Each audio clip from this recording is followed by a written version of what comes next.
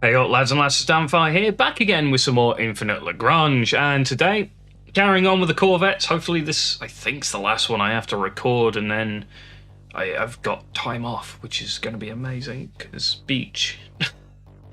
And hot weather. The weather in the UK has been abysmal, is like the best word I can describe this last couple of weeks, so getting into some sun is going to be fantastic.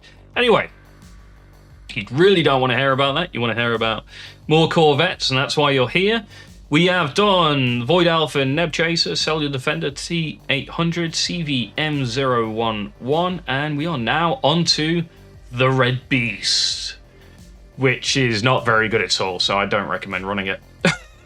There is an argument recently that you can run it and it wouldn't be doing too bad, and the reason for that is because of its strategy on the assault missile system. When the target is a cruiser, it increases damage by 60% and attack duration by 30%. I have started seeing a lot more cruisers around in the current server I'm in. Everything from IO front lines to Chimera front lines to, well, the more meta versions running Jaegers and Predators to anti-carrier, well, specifically target your carriers. So there is an argument now for running the Red Beast, because its damage output's relatively unremarkable, in my opinion, without this heavy ammo strategy kicking off. So bear that in mind, that depending on the server you're in, maybe people are hiding in clouds a lot and stuff like that, you're going to find the Red Beast less useful in a situation where the meta is still more towards that Frigate Destroyer fleet.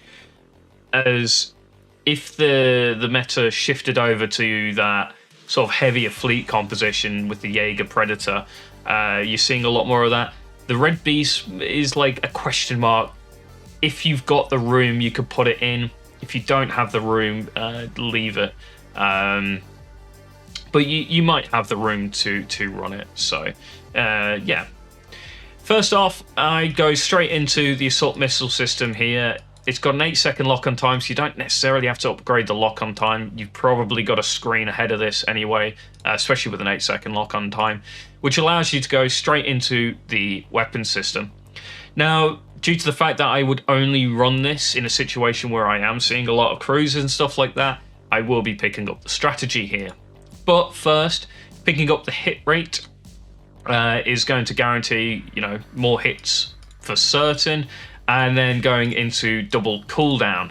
I would then be picking up the strategy as the fourth slot of your 6, allowing you to pick up the double torpedo damage buffs as well. So now you're getting like a 20% damage buff here against cruisers, an extra 60% damage buff. So your 220 damage per hit's actually getting buffed up quite a bit. It's like an extra 44 and then like an extra 60% on top of that, plus an extra 30%. You can see where this, gets into a position where it actually hits cruisers pretty damn hard. And in that situation, it is pretty good. It has unfortunately got prioritized small ships though. This is something that I think was potentially overlooked, and I haven't yet, but I will bring this up with the devs and say, should this not be, medium ships? Although we've never had anything with medium ships. It's either large ships or small ships. So yeah, maybe this could be the first one that has the medium ships prioritized target designation, and it makes, sense with the strategy that it has.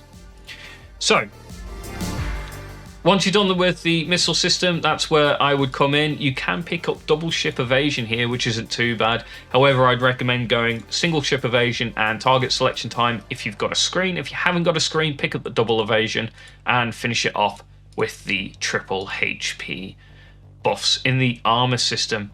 And that's it. That's the Red Beast. Again, like I said, it's situationally decent damage against cruiser fleets. If you're seeing, like I said, Jaeger, Predator, which are becoming quite common now.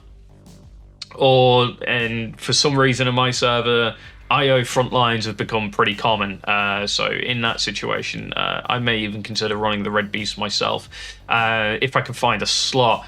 it's difficult because you only have 120 aircraft, and you know, Cellular Defenders, T-800s, Hayridins, Mistral, Spore, Sandrake.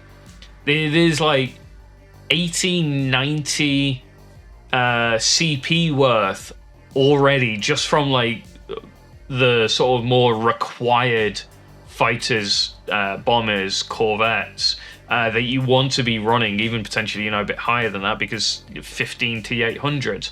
So it's difficult to start fitting in some of the sort of more off-meta corvettes, but there is an argument for running the Red Beast missile corvette, as I explained.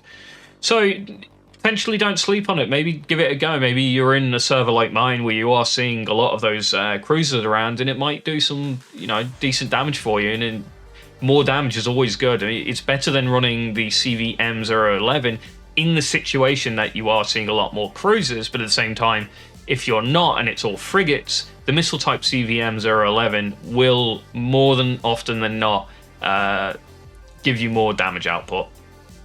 That's what I found when running this and running the CVM-11 anyway, M011. So there you go, that is the Red Beast. Don't forget to like, comment and subscribe, and I'll catch you next time.